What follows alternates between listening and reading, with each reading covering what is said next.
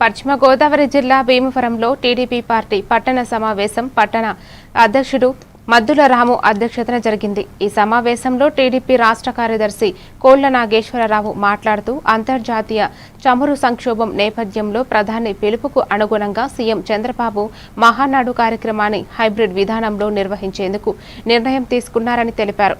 అన్ని క్లస్టర్ కన్వీనర్లు బూత్ స్థాయి నాయకులు సమన్వయంతో వర్చువల్ మహానాడులో పాల్గొని విజయవంతం చేయాలని ఆయన పిలుపునిచ్చారు.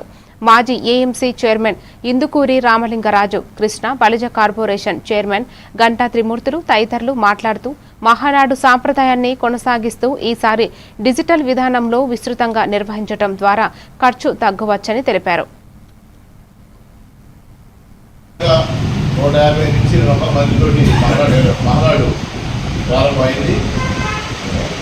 ప్రారంభమైంది. ఆ రోజు నుంచి కూడా నిరంతరం మహానాడిని మనం ఒక తెలుగు పండగ, ప్రపంచంలో తెలుగు వారు ఎక్కడున్నా సరే ఒక పండగ వాతావరణంలో చేసిన కార్యక్రమమే మహానాడు అని చెప్పి మీ అందరూ తెలియజేస్తాం. అంత గొప్ప పండుగ అది. ఆ రోజు నందమూరి తారక రామారావు గారు, ఆయన కూడా నారా చంద్రబాబు నాయుడు గారు.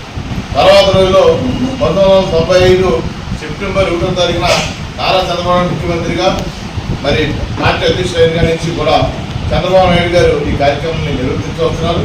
తర్వాత 2014 నుంచి కూడా చంద్రబాబు నాయుడు గారు, నారా లోకేష్ బాబు గారు, జాతీయ ప్రధాన కార్యదర్శి హోదాలో లోకేష్ బాబు గారు ఈ కార్యక్రమాన్ని నిర్వర్తిస్తూ వస్తున్నారు.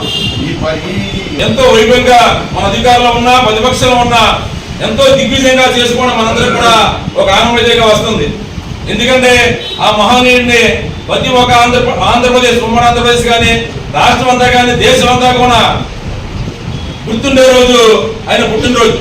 అటువంటి రోజు మహానాడు కింద మనం 10 సంవత్సరం 10 ఎక్కడో చోట చేసుకోవడం జరుగుతుంది, అధికారంలో ప్రతిపక్షం ఉన్నా. కానీ ఇవి కొన్ని అరువైన కారణాల వల్ల నెల్లూరులో పెట్టడం, అన్ని ఏర్పాట్లు చేయడం, అలాగే భీమవరం నియోజకవర్గంలో కూడా రేపు 18వ తారీఖున మహానాడు మినీ మహానాడు అంటాం, జిల్లా మహానాడు అంటాం, అలా రాష్ట్ర మహానాడు అన్ని పెట్టి కూడా ఎవరు క్యాన్సిల్ చేయడం కారణం కేవలం